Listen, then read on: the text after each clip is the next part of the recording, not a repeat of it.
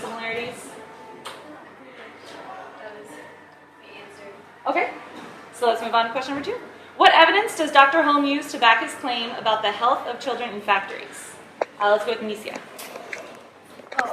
So Dr. Holmes, he starts giving out these statistics, and he talks about how many patients had health issues, and he mentions that 2 patients were already sick before working in the factories.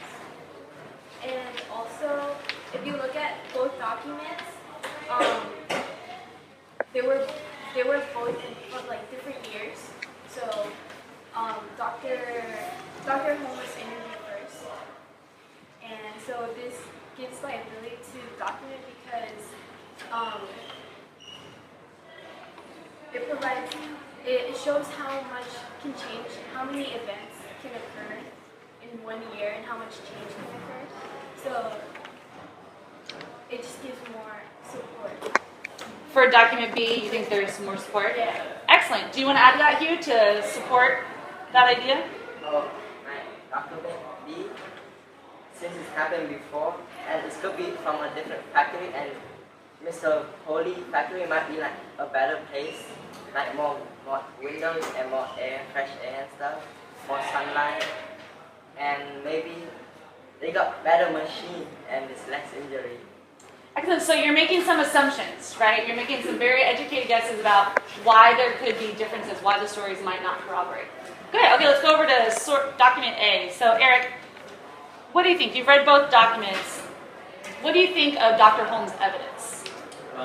His evidence, he only has one investigation of 1796, which when he was interviewed was 1818, which was a long time before. And who is to say that he wasn't right to say those things? Because it was the investigation he had was of Mr. Pooley. That was the only one. And Mr. Pooley told him to go investigate children, to examine them. So it's kind of like suspicious that the owner is telling you to examine the children and you're giving all this evidence that, oh, they're healthy. Good, okay. So we have a suspicion on the floor. Do you guys want to counter that suspicion? He is, yeah, go ahead, Hugh. Mr. Poole probably a nice guy. He cares about his workers, so he just want to have a checkup on his workers to see how's their health. That he a nice guy. So making some more assumptions, and you think Mr. Pooley sounds like a nice guy, and that he got his doctor there because he cares about the kids that work in his factory. Do you guys want to have a rebuttal for that, Lisa? Well, he said that. He thinks that, just to reiterate, he thinks that Mr. Pooley hired Dr. Holmes out of a care for his children in his factory. He cares about them. He wants to make sure they're healthy. So not that he was being bribed, but out of care for the children. Well, for my Dr. Ward, he examined the children, or he was working in the infirmary too. So then he also cares about the children because he's saying that it's not like safe for them to work in, and yeah. Do you want to add that? Yeah. Well, you're saying that he probably cares, and you're making a lot of assumptions, and like you're thinking these things, but like in the cruel world we live in, and everything we know, that most likely he was right. Most likely that he wasn't caring for his children because think about it. There's so many textile workers. They want to be on top. They want to like, oh, this son's the best. We need more children here. We need more workers. We need more money. So maybe it's like, oh, let's lie to them so then we have a better image. You know? Wait, hold on. Yes, you can agree with that statement, but let's give him a chance to rebuttal.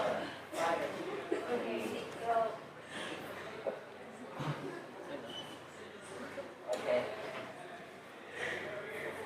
I think Mr. Pooley, like, and even if like he writes the doctor, I think the doctor will say no. So you're talking to, does anyone know what the Hippocratic Oath is? Doctors all take an oath saying that they will first do no harm. Yeah, you've heard that before? So you're saying, you're talking to the integrity of the profession. He's a doctor. His number one care should be for the students. Sort of making another assumption, but a good assumption, that he wouldn't take the bribe. Yeah. You guys should think positive. That one's nice. All right, let's move on to just sort of final thoughts here. So I know we have 2 people in support of document A, 2 people in support of document B. Think of this as sort of your, if you were a lawyer, this would be like your final statement, your last chance to convince the audience that your document is more reliable. So we'll just start with Misia, and just give us your last final thoughts of why you think, if this were a vote, let's say, why they should vote for your document. So I think that document B is reliable because it kind of gives a perspective of what was occurring during 1818. And once again, a lot can happen in just 1 year. So we can't really say, one document has more evidence than the other. So I think that both documents provide a fair amount of evidence, but they both contradict each other because they're both in very different years. So a lot can occur. Excellent. Hugh? I agree with April, and I want to add to that is vote for us because we're the better ones. Are you an ASB or something here, Hugh? Do you run for student office? No, I'm just a vice president of classroom 18. Oh, you are? Oh, I can see that. You would have my vote. All right, Lisa. Closing arguments.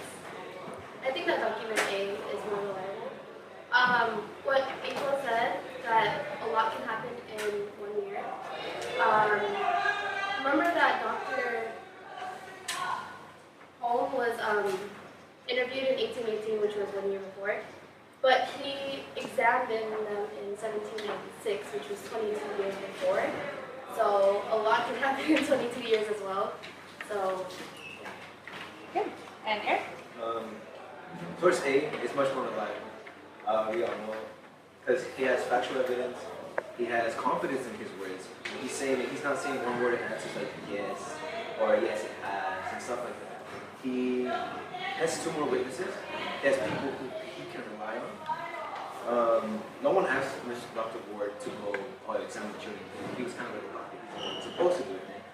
And his answers were strong, concrete, and detailed. So if you don't think Dr. Ward is the most reliable, then you're wrong. Wow. Excellent closing argument. Thank you so much, guys. Wow, we need to have more debates in this class. That was amazing. Thank you so much to my sharers. So let's just do a vote. Think about what you heard. Don't just try to stick with your own previous opinion. So now that we've heard some evidence, we've heard some claims from 2 different people defending 2 different documents. Let's just raise the hands. Who thinks document A is more reliable?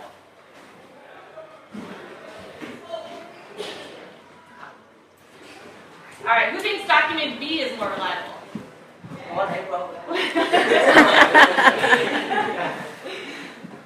Good, okay, I see some more hands. More hands than we had before. Excellent, thank you guys so much for participating in that. I think that trying to prove something, especially if it's not the popular opinion of the class, because walking around I did notice most of you were citing document A as being more reliable. So I especially appreciate people defending document B. And I made a mention to a group, I think it was when I was talking to you guys, being able to argue both sides, being able to find evidence on both sides of the argument is a really valuable skill. If you're going into any sort of situation where you have to debate, or if you have to back up your claim, if you can already predict what the other person is going to say, what the opponent is going to say, you can already come up with answers to that. So you can be really prepared for, and this was just a friendly debate, there's nothing at stake here, just participation. But if it's something where you really, really want to get your point across and you want to convince people to believe your opinion, being able to develop that skill of arguing both sides, I use the term a lot, playing devil's advocate, is really, really important. So I appreciate that. Thank you so much. So we are going to just briefly, since we have about 10 minutes left, take a look at document C. Now you might have already guessed that document C and document D are going to be the next 2 documents that we see if they corroborate each other's story. So just in the next couple minutes, take a look at document C. Think about the questions I want you to ask. When was it written? Who is the attended audience? And then starting on Monday, we'll tackle C and D, and we'll get 4 new people up here to defend documents